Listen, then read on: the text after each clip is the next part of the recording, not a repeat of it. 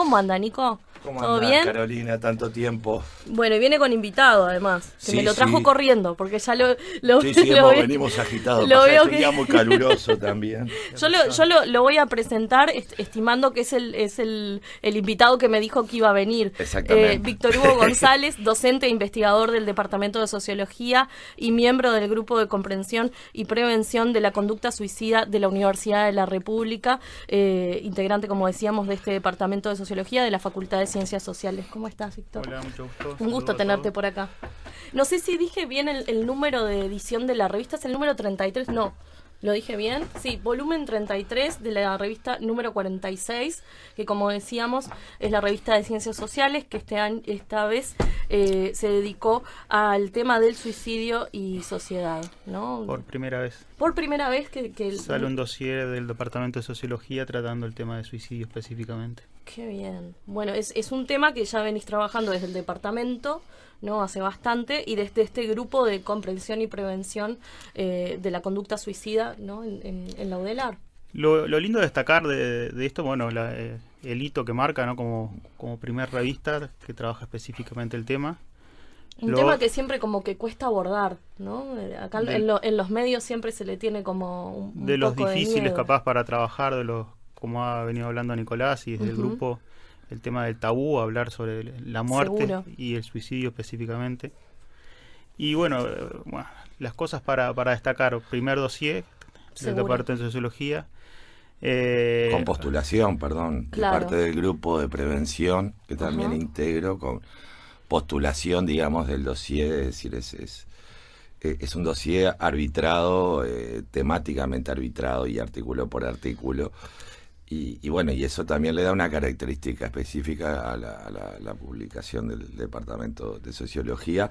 Y también, como un poco decía Víctor, la primera vez, es decir, es un tema que es tan tabú en el mundo, pero en el Uruguay particularmente. Estamos hablando de un país que cada 11, 12 horas alguien se suicida, en un país que rankea en primer lugar a nivel de América Latina, y que, digamos, la causa de muerte externa que genera el suicidio en Uruguay es mucho mayor que, por ejemplo, la de asesinatos y demás, y sin embargo en general no vas a encontrar medios que estén tematizando el tema por todos los mecanismos de censura heredados, inclusive algunos de orden jurídico, pero también por una teoría que yo cuestiono mucho en este artículo que publiqué, que se llama...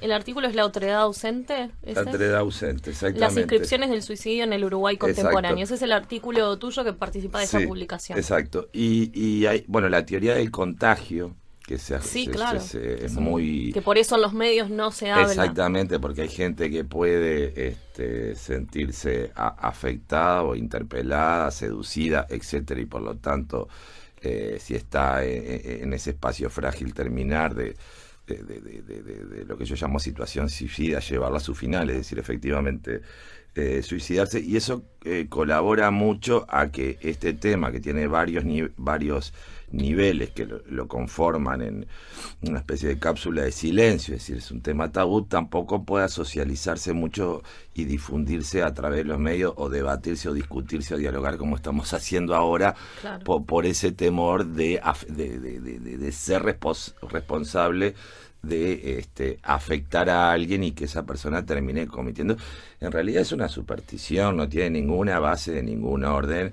La teoría del contagio ha sido sumamente discutida, si bien evidentemente que discursos que promuevan obviamente el suicidio sí tendrían efectos sociales, pero eso tiene que ver con las características también de la cultura nacional, es decir, no hay que pensar solamente...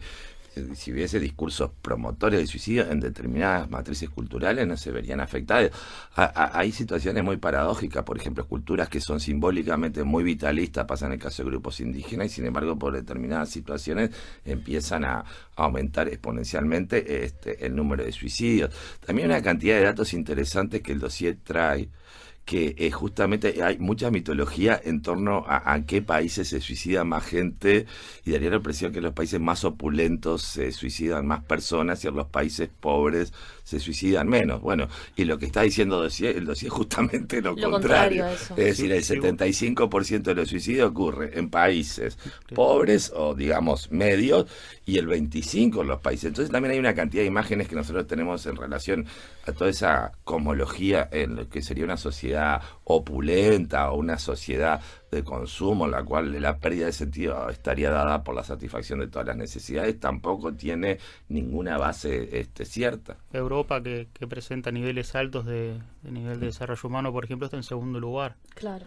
En lo que es las tasas de suicidio. Además de esta publicación, este dossier de venir a demistificar todas estas cuestiones de alguna manera, ¿cuáles son los temas básicamente que reúnen estos artículos académicos en cuanto al suicidio? Otra cosa que quería destacar es el acompañamiento que hemos tenido, porque no solamente estamos gente acá de Uruguay, diferentes disciplinas interviniendo, sino hay de Argentina, hay de Colombia, hay de España, que es una red que estamos tratando de armar y fortalecer en este periodo.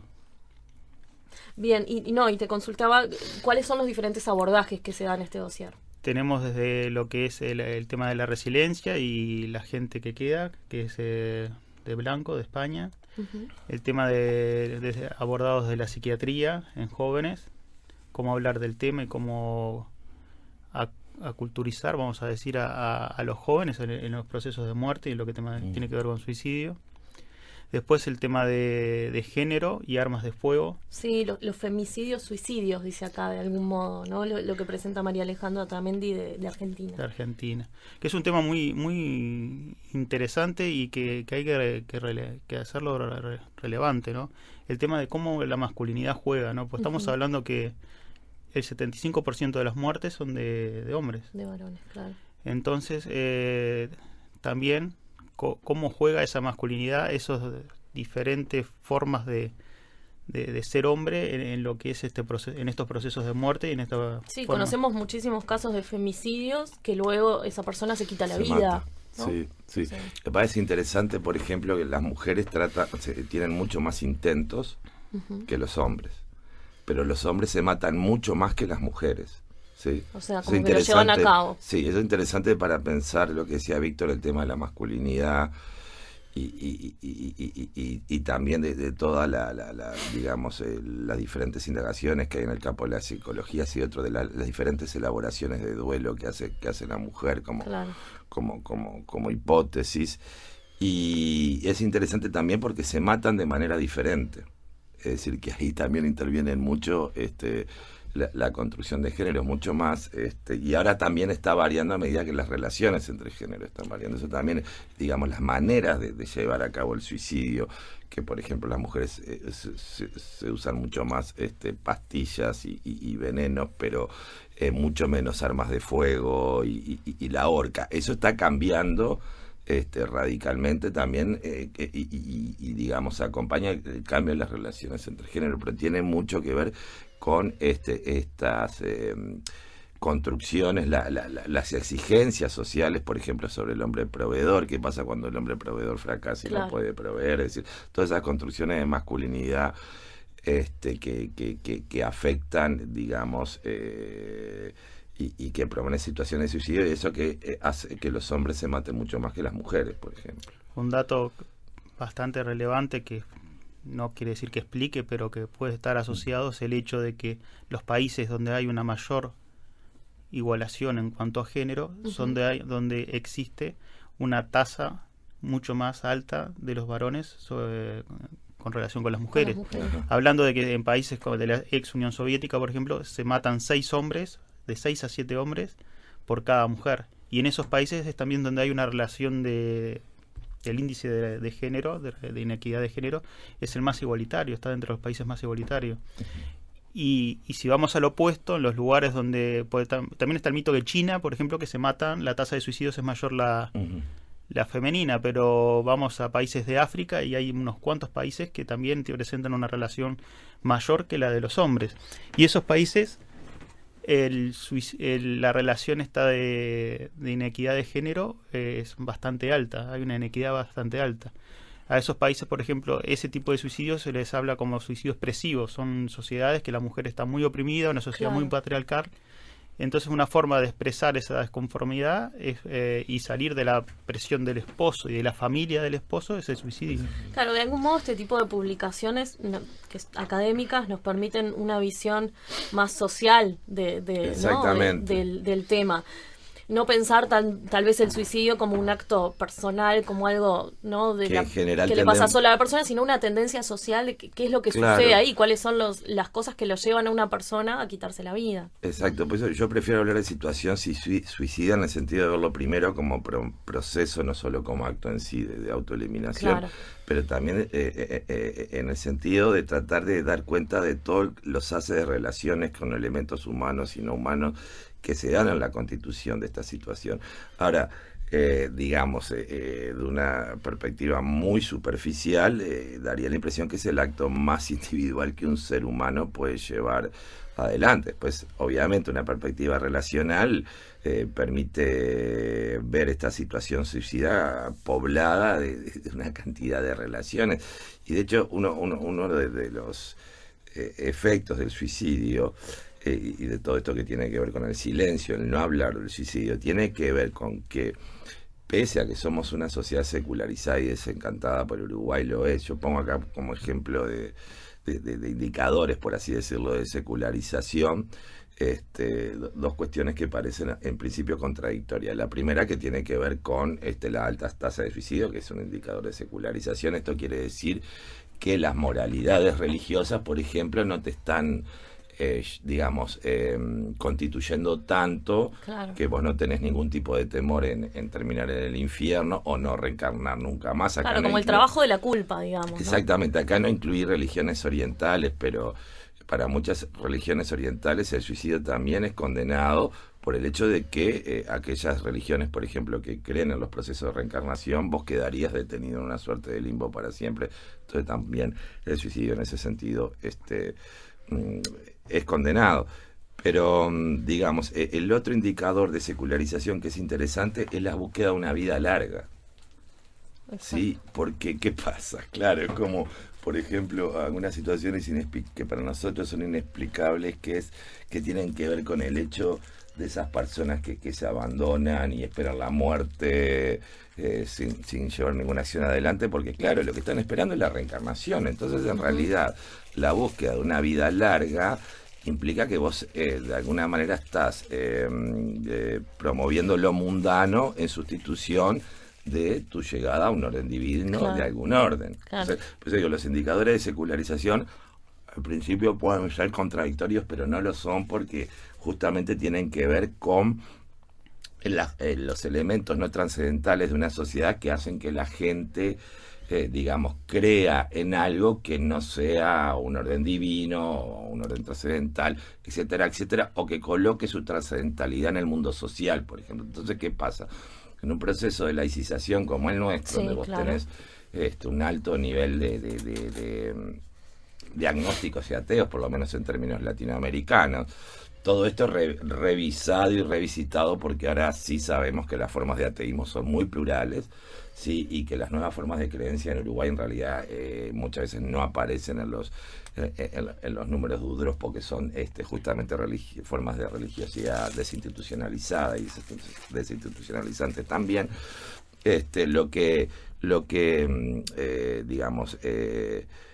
Uno percibe que las diferentes simbologías sustitutorias culturales, por ejemplo, producto del modelo de laicidad y sobre todo de la tendencia laicista, no logran sustituir a simbologías de orden religioso. Es decir, pueden tener algún efecto democrático, republicano, liberal en algún momento efusivo de la sociedad, que en Uruguay ya pasó, pero no es una sociedad que haya generado en términos colectivos y matriciales elementos que símbolos que acompañen a la vida, pero que también acompañen a la muerte. No es el caso de México, por ejemplo. Seguro, totalmente. Entonces, son todas situaciones que nosotros no tenemos resuelto como sociedad.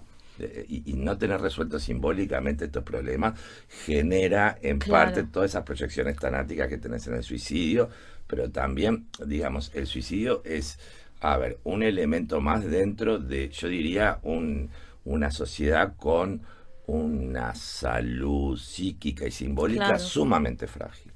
Sí. Víctor, querías decir algo, te vi ahí. No, me resultó muy interesante, ¿no? Y retomar lo que decía Nicolás, el tema de la expectativa de vida de las personas, ¿no? ¿Cómo es ahí me acordé de Filidaries y de Norbert Elias, cómo es la forma que las personas, los adultos mayores, quieren llegar a la muerte? Cuando se le consulta eso, ellos quieren llegar a la muerte en su casa, con autonomía y sanos. Y morir en su casa, y que es en este proceso civilizatorio que hoy en día se muere lejos del hogar, y antes de morir está la muerte social, porque ya te van apartando de ciertos ambientes. Y lo bueno, lo interesante es que el suicida, el 80% se mata en su casa. O sea, no muere como el resto de la sociedad, que muere en un hospital o en otro espacio que no es su hogar. O un espacio institucionalizado, de algún modo. Tenemos mucho más para seguir conversando. Les propongo hacer una breve pausa y seguimos hablando de esta publicación.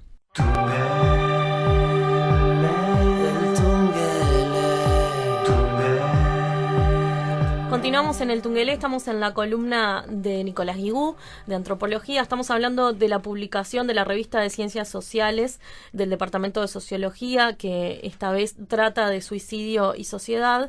Y algo que mencionaba es que tanto Nicolás Guigú como Víctor Hugo González, que es su invitado, es docente e investigador del Departamento de Sociología, es miembro también del Grupo de Comprensión y Prevención de la Conducta Suicida de la Universidad de la República. Los dos lo integran y me gustaría que me cuenten un poco de qué se trata.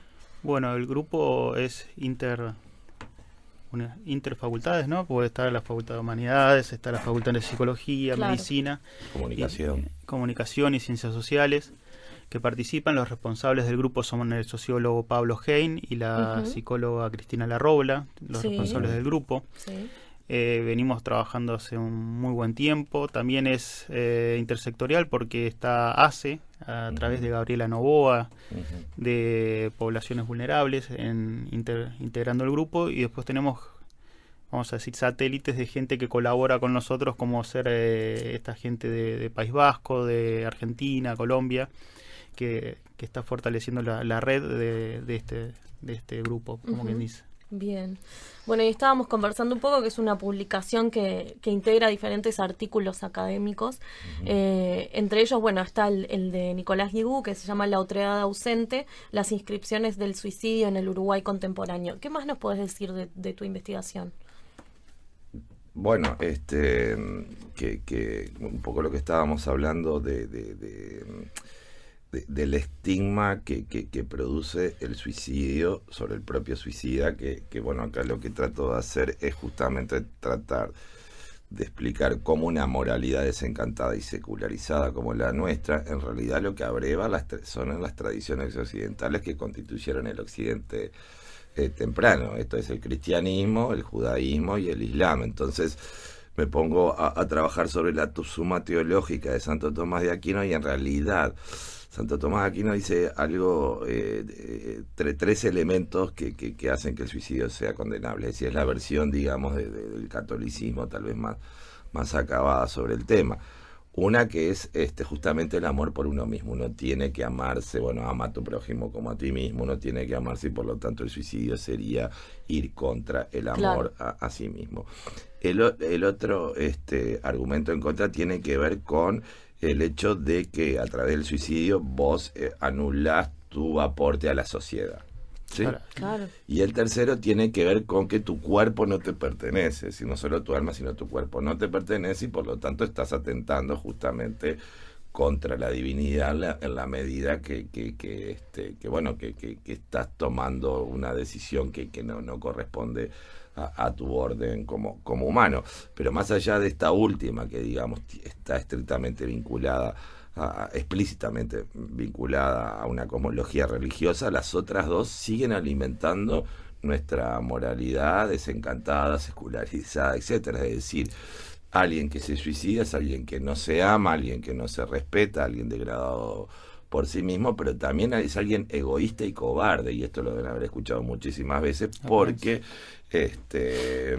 no se hace cargo de su ser en la sociedad, no se hace, es egoísta porque no ha querido aportar nada a la sociedad o en fin, impide que la sociedad se alimente de los elementos que pueda dar, y esas dos condenas de las sociedades y del Uruguay contemporáneo vienen justamente de una tradición religiosa que tiene que ver con el cristianismo y sobre todo con el catolicismo, pero también el judaísmo, por ejemplo, condena al suicida, y también hay varios elementos del judaísmo vía los diferentes cristianismos y mezclados que también llegan a nuestras moralidades contemporáneas, y en el caso del Islam también, porque tiene una idea de infiernos para los suicidas que es similar en parte a la del judaísmo y a la del cristianismo, es decir, también está, no solo la condena social, sino el castigo a futuro para el suicidio. El castigo es siempre, habitar espacios eternamente o de las diferentes visiones que estas religiones tenían sobre el infierno. Claro. Pero vuelvo a insistir, no lo incluí en el artículo, pero inclusive para varias religiones orientales el suicidio es también condenable, e inclusive para varias corrientes de lo que se llama la nebulosa mística esotérica contemporánea, que son todas estas creencias desinstitucionalizadas que están creciendo así como yuyos por todas partes. El suicidio también es condenable, no por el hecho de un castigo a futuro, sino por impedir tu evolución espiritual a través de la reencarnación. Y eso, por ejemplo, ya lo dije, lo repito, atraviesa muchas cosmologías de estas creencias desinstitucionalizadas. Pero en el caso más fuerte de nuestra sociedad, digamos, el discurso hegemónico tiene que ver con estas moralidades que se desencantan, se secularizan, y entonces el suicida obviamente no puede ser condenado porque justamente se mató, pero sí el estigma del suicida llega a lo que yo llamo halo de la muerte a todo el entorno familiar, claro, a los amigos y demás. Entonces la pregunta es, ¿qué hizo fulana, qué hizo mengano, qué hizo su esposa, su compañero, sus amigos, sus hermanos para impedir? Es decir, se culpabiliza a todo el entorno familiar y grupal, y ese halo de la muerte, digamos, se expande para todo ese espacio, estigmatizando. Toma más un lugar de acto social, más claro, que de exacto, acto individual, ¿no? Exacto. Que es un poco lo que venimos diciendo desde el principio, y por eso también tiene un abordaje desde la sociología, desde la antropología y desde la academia, ¿no? Exacto. Está clarito, y además... Y una cosa sí. Más... Carolina, que es interesante también cómo se maneja la memoria del suicida en relación a las generaciones futuras. Entonces, claro, ¿qué pasa? Por ejemplo, yo que estudio álbumes de familia por el espacio de la antropología visual y la comunicación, ¿qué hacen los álbumes de familias con los suicidas? Es complicadísimo cómo la gente va manejando esas memorias familiares, pero también en las narrativas de una generación a otra, ¿qué pasa? Porque es una muerte diferente, porque no se ubica a nivel familiar y a nivel social. Yo pongo ahí que impide un relato exacto, feliz y conciliatorio de toda la familia, de todo el grupo social, porque fulanita, menganita se mató. Y sigue poniendo al margen a esa persona que se exacto, puso al margen de su ser social, exacto, quitándose la vida, lo sigue poniendo al margen. Silenciarlo. Y porque también está el temor, que es un poco la teoría del contagio, de cómo claro, tu ancestro suicida claro, puede... y eso está alimentado por una cantidad de discursos, ese suicidio puede ser contagioso, entre comillas, de generación. Víctor, tenías unas cosas para decir que te veía ahí. Sí. Algunas, como para retomar puntas que tira Nicolás. El hecho de que, se castiga el suicidio en diferentes sociedades, diferentes creencias, de diferentes formas.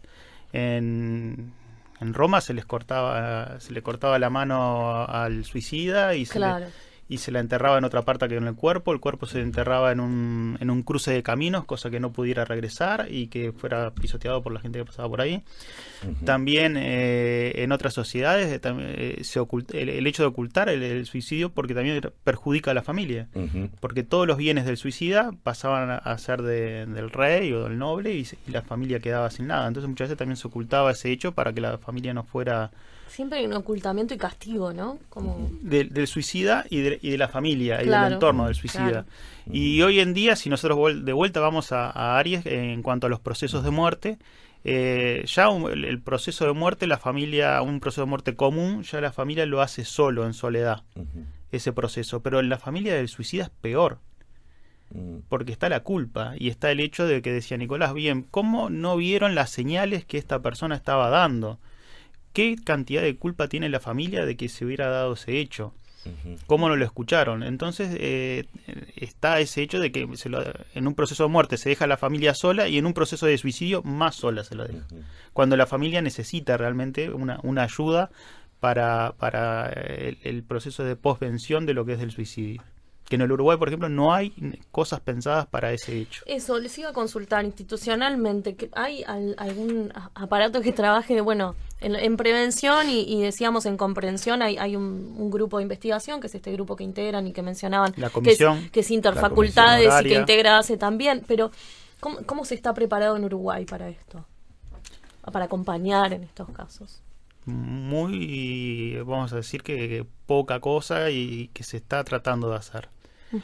Todo a poco. Lo primero que, por ejemplo, la Organización Mundial de la Salud dice un buen sistema de vigilancia epidemiológica. Bueno, eso creo que el Uruguay tiene muy buenas cifras consolidadas, digo, del desarrollo administrativo temprano del Estado uruguayo ha llevado a que en el Uruguay hayan muy buenas cifras y el porcentaje de cifra negra de sin registro de suicidios es muy bajo.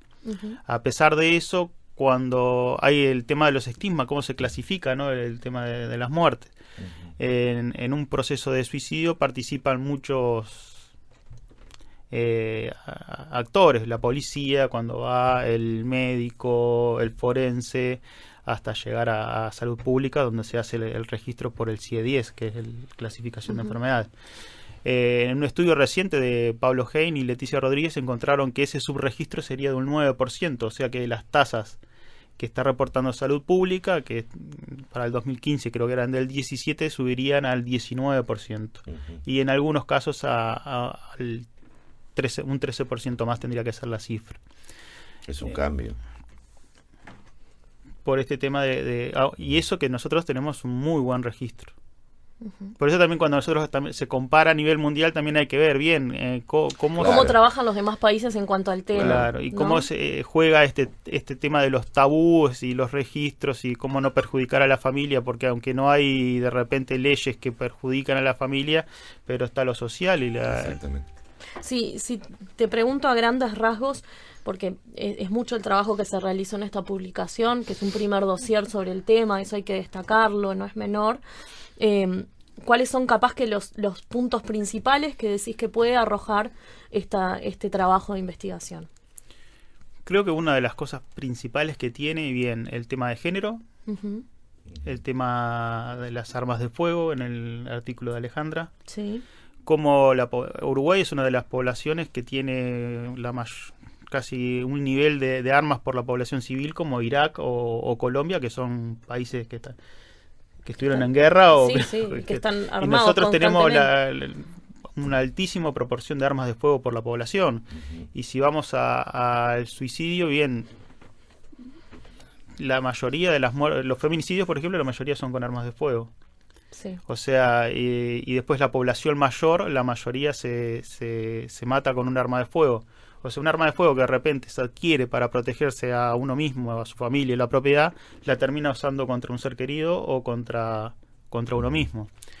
El tema de hablar el tema, ¿no? De cómo hacemos estos procesos de muerte y cómo aceptamos estos procesos de muerte.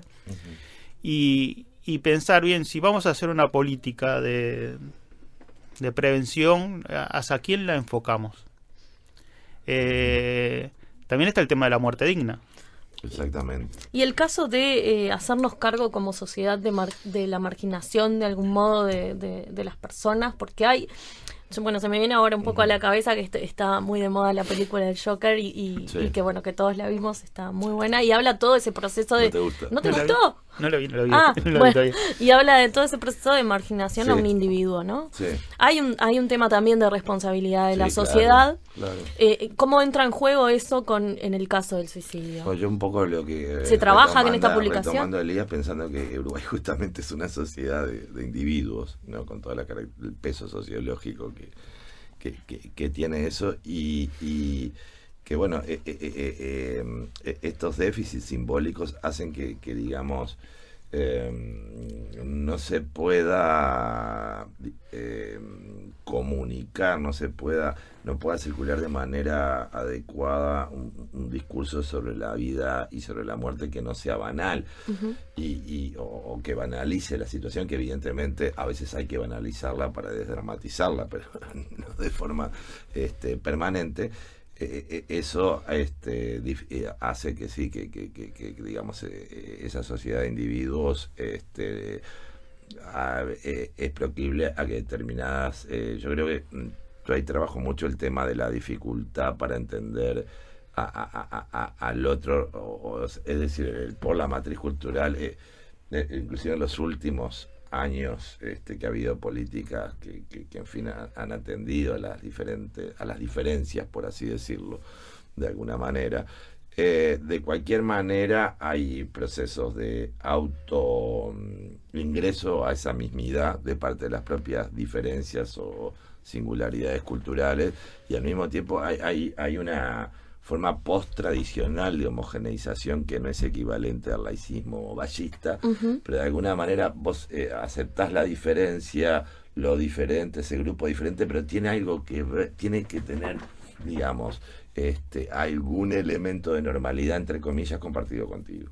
Es decir, y eso, bueno, es una forma también de capturar la diferencia. Entonces, como esa matriz se sigue reproduciendo pese a todos los cambios históricos que ha habido y políticos que ha habido en los últimos años, se reproduce a un nivel y a otro ya no, y se entremezcla, pero de cualquier manera sigue en parte reproduciéndose. Eso hace que, digamos, el espacio de otra racionalidad se vuelva muy muy difícil. El Uruguay es un esfuerzo muy importante por mantenerse en el espacio de la mismidad, y bueno, eso tiene que ver con las mitologías nacionales, las mitologías del Uruguay, etcétera, etcétera. Pero yo creo que trabajar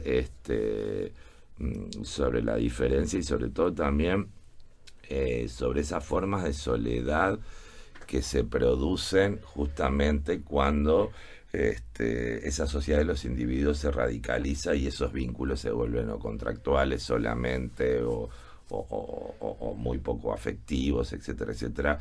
Y bueno, uno mira el caso, por ejemplo, de los suicidios de adultos mayores y está presente, muy presente el tema de esa soledad. Bueno, hay también, cada grupo, digamos, presenta sus características. Como Seguro. Bueno, las mujeres, el suicidio, lamentablemente, es una salida a la violencia doméstica. Claro. Es decir, es un factor y a fundamental. La soledad, y a la soledad si también. uno piensa en la mujer adulta mayor, claro, la mayoría vive sola, porque el esposo ya ha muerto. Y claro. ahí está el mandato social. El adulto mayor muchas veces vuelve a recomponer y tiene otra pareja. Pero el mandato social de la mujer se casa por una vez y solamente. Claro, y no vuelve a recomponer la pareja.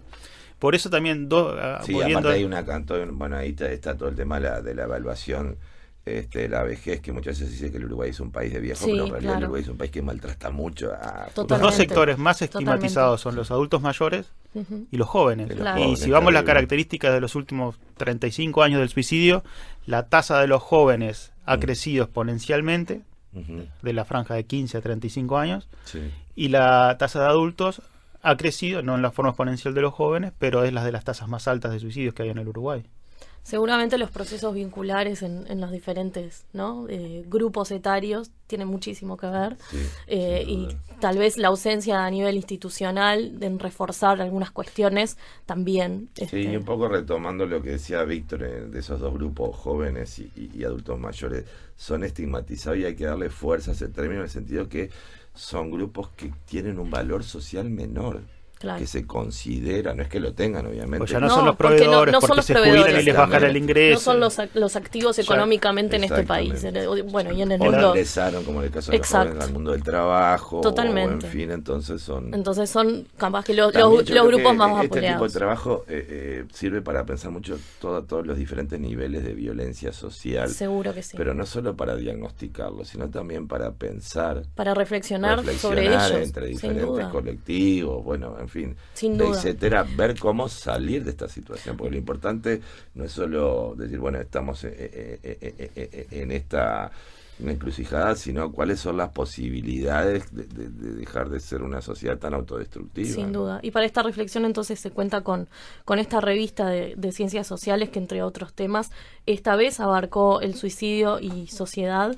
Es una revista que está disponible como para aquellos que les interese el tema. En la página de Facultad de Ciencias Sociales, está en el el PDF. Departamento de Sociología, está el PDF para descargarse. Perfecto. Digo, muchas gracias como siempre por la columna. Nos acompañó Víctor Hugo González, como decíamos, es docente e investigador del Departamento de Sociología de la Facultad de Ciencias Sociales. Muchas gracias. Nos Gracias vemos. a ustedes.